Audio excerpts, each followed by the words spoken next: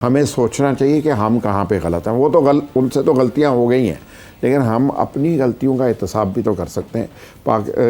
यानी मुझे तो हमारे पैनल में मुश्ताक होते हैं, बांग्लादेश की टीम सुपर 8 पे चली गई है, किसी को तवक्को नहीं थी, सबको ख्याल था कि श्रीलंका की टीम चली जाएगी। आपकी टीम के साथ कोई कोचिंग का निज़ाम जो है उसको आप अंडरस्टैंड कर लें। उससे वर्ल्ड कप से पहले जैसे टीम जा रही थी, किसी को ये नहीं पता था कि इस कप्तान के साथ पूरी टीम है कि नहीं है। तो हम तवक्कुआत कैसे बांध रहे थे और हम यहाँ पे बैठ के कौम को मोटिवेट क्यों कर रहे थे ताकि वो एकदम गिर जाए और डीमोरलाइज हो जाए। देखें, हक़ाइक़ जो हैं उनको हमेशा बयान करना चाहिए अच्छी तजावीज़ के साथ, और कोशिश करनी चाहिए कि कौम के साथ साथ क्रिकेट की बेहतरी के लिए तजावीज़ और सोसाइटी का जो प्रेशर होता है ना, वो बेहतरी के लिए होना चाहिए। आप इतनी बुराइयां अगर टीम की करना छोड़ दें और उस निज़ाम की बुराई के ऊपर हम सब पैनलिस्ट, जर्नलिस्ट, मीडिया तवज्जो देना शुरू करें, तो ये प्रेशर बिल्ड हो सकता है और ये प्रेशर बेहतर नताइज प्रोड्यूस कर सकता है। लेकिन मुझे अफसोस होता है कि मैं कल एक टीवी चैनल देख रहा हूँ, वो 3 लोग वहाँ बैठे हुए हैं, उनमें से एक साहब दावा करते हैं कि मैं तो बाबर आजम से बड़ा क्रिकेटर हूँ। तो मैं उस बाउंसर को नहीं भूला जिसके बाद उन्होंने क्रिकेट नहीं खेली। तो मुझे आप ये बताइए कि हम क्या कहना चाहते हैं। उनमें से एक ऐसे क्रिकेटर को भी मैं जानता हूँ जो कहते हैं कि मैंने T20 इंट्रोड्यूस करवाई, मैं वनडे का बेस्ट प्लेयर था। भाई, आप किस तरह माइनस हुए, कैसे एलिमिनेट हुए?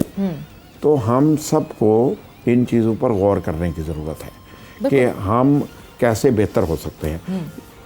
मेरे नज़दीक एडमिनिस्ट्रेशन, क्रिकेट 2 अलग चीज़ें हैं और हम इन दोनों को अलग अलग ले के चलना चाहिए और एक दूसरे के काम में मुदाखलत नहीं करनी चाहिए।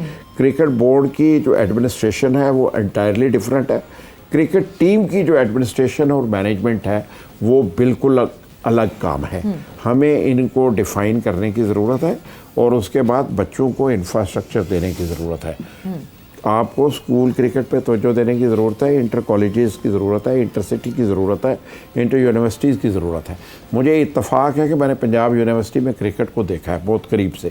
आप यकीन मानिए कि उससे पहले वहाँ पे ट्रायल के लिए 100-150 बच्चे आते होते थे। मैंने कोशिश की, I put my best effort, तो मैंने 1200 बच्चों को ट्रायल पे आते देखा है, 1400 बच्चों को ट्रायल पे आते देखा है। तो लेकिन अब हमारे यहाँ वो कॉन्सेप्ट ही ख़त्म हो गए हैं कि आपने मोटिवेशन कैसे देनी है। मोटिवेशन इन बच्चों को जो 12 क्रिकेट खेल रहे हैं उनको ज़रूरत नहीं है।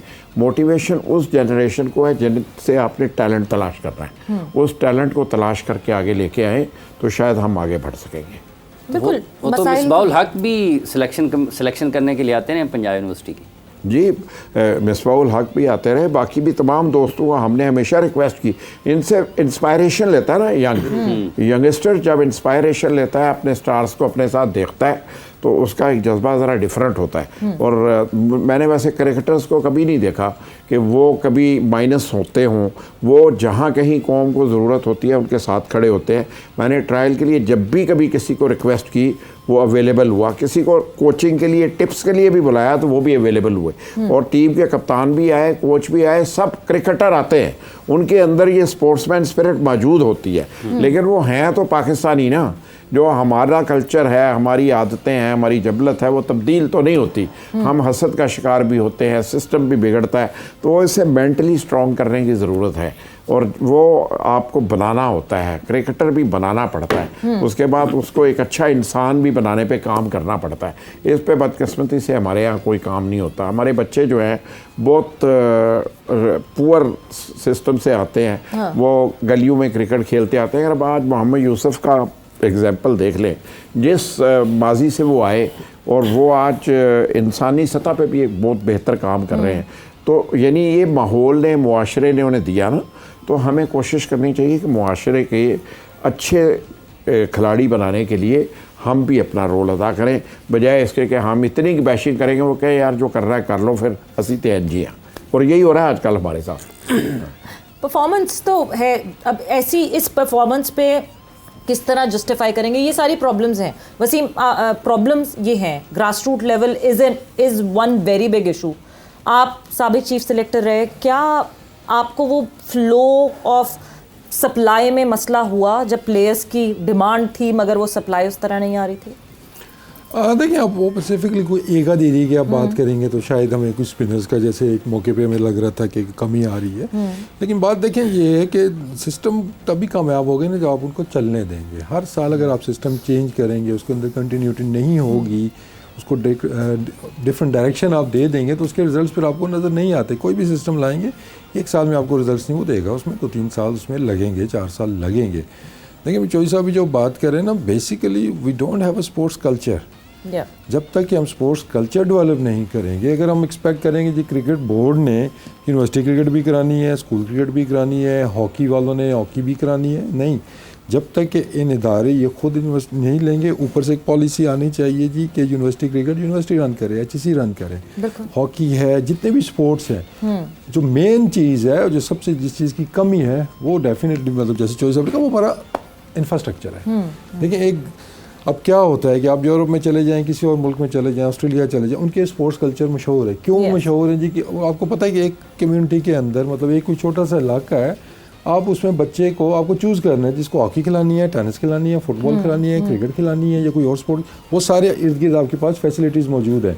हॉकी ग्राउंड भी मौजूद है, क्रिकेट ग्राउंड भी मौजूद है, स्क्वाश भी है, सारी चीज़ें हैं। तो जब हमारे पास ये ऑप्शंस आएंगे तो उसके बाद स्पोर्ट्स कल्चर एक डेवलप होगा। फिर आप भी अपने बच्चों को कहेंगे भाई डिफरेंट स्पोर्ट्स में ही डालना है इनको या क्रिकेट में ही डालना है, जिसमें आप वहाँ पे भेजें। अभी आपको सोचना पड़ता है, मतलब बहुत सी कॉलें मुझे आती हैं, सोहेल को भी आती होंगी, जब बच्चा हमारा बड़ा अच्छा क्रिकेट खेल रहे हैं इसको हम कहाँ लेकर जाएं? बिल्कुल। तो पहला सवाल मेरा उनसे होता है आप रहते कहाँ हैं?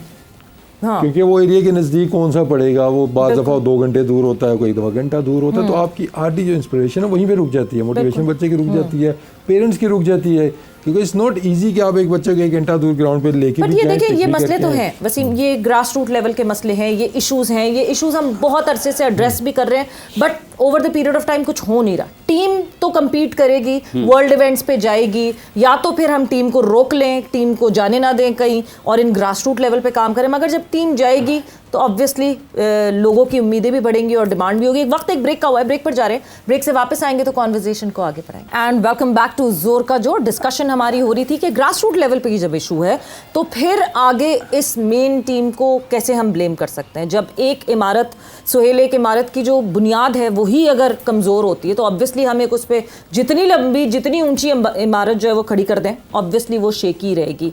मगर फिर हमने वर्ल्ड में कम्पीट तो करना है, हमने इंटरनेशनल सिनेरियो में टीम को तो रखना है, रोक तो नहीं सकते। या तो हम 10 साल के लिए रोक दें सब कुछ और अपने ग्रास रूट लेवल को सही करें, या फिर जब टीम खेलेगी तो उसको सपोर्ट करें या उस पर बात करें या सही जितना कर सकते हैं उतना करें। देखिए सवेरा, ये तो हमारी हिस्ट्री रही है। हम जितने मतलब मैं आपके सामने बैठा हूँ, वसीम भाई मुझसे पीछे वाले बैच के हैं, उससे भी पहले भी लोग आए, तो हम अब तो सिस्टम थोड़ा सा बेहतर फैसिलिटीज़ के हिसाब से अगर मैं देखूं, एकेडमीज़ का कल्चर आ गया है। बैक इन डेज तो मतलब स्ट्रीट क्रिकेट होती थी, जो आपकी एक इंडस्ट्री होती थी जहाँ से सारे क्रिकेटर्स प्रोड्यूस हुए, तो वो तो एक इशू बिल्कुल अपनी जगह है कि आप आइडियली तो यू वांट के आप प्लेयर्स को, जैसे चौधरी साहब भी बात कर रहे थे, खैर उस ज़माने जिस की बात ये कर रहे हैं, उस टाइम वाकई universities, club, colleges, school cricket का वजूद था, ठीक है, एक इंडस्ट्री उस हिसाब से उस सेंस में ज़रूर मौजूद थी, ग्राउंड्स मौजूद थे, गली मोहल्लों में भी ग्राउंड्स होते थे। अब जो प्रॉब्लम आ गया है बिकॉज ऑफ दीज सोसाइटीज़ और ये जो कल्चर बना कमर्शियल करने का चीज़ों को, तो वो ग्राउंड्स ख़त्म हो गए। जहाँ जहाँ ग्राउंड से, अगर मैं हमेशा अपने जिस इलाके में मैं रहता था वहाँ की मिसाल देता हूँ, 2-3 ग्राउंड छोटे छोटे थे बट दे वर देयर कि जहाँ पे बच्चे स्कूल से वापस आके क्रिकेट खेलते थे या जिसने जो स्पोर्ट खेलनी थी, तो अब वो ख़त्म हो गए। तो सेम गोज़ टू एवरीवेयर। आप अपने कराची में आप अगर जमी पली हैं तो वहाँ अगर देख लें तो वहाँ पे भी आई एम श्योर यही हाल हुआ होगा कि जो छोटे छोटे ग्राउंड्स थे वहाँ पे भी सोसाइटीज़ या बिल्कुल कमर्शलाइज होगी, तो वो चीज़ें शादी हॉल बन गए, शादी हॉल बन गए, चीज़ें ख़त्म होगी। वो तो एक इशू अपनी जगह है ही है। बाकी जो दूसरी चीज़ आप कह रही हैं कि ऑब्वियसली आपने कम्पीट तो करना ही है, ठीक है, वो इंफ्रास्ट्रक्चर एक अलग चीज़ है कि आपने डेवलप करना है, ठीक है, वो अलग है, लेकिन इस करंट रिसोर्सेज के साथ आपने कम्पीट कैसे करना है वो एक डिफरेंट सवाल है।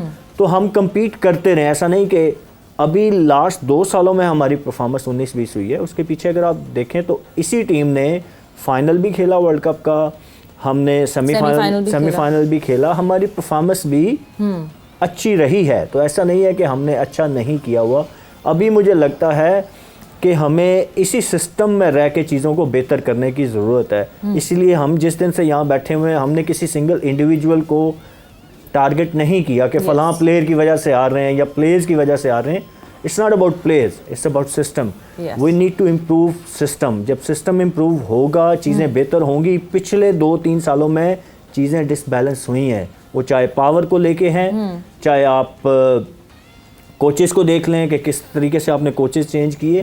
तो इनकंसिस्टेंसी है हाँ, सिस्टम में। आपने सिस्टम को कंसिस्टेंट करना है। तो आई एम श्योर कि इन्हीं प्लेयर्स के साथ आप अच्छे रिजल्ट्स प्रोड्यूस कर सकते हैं।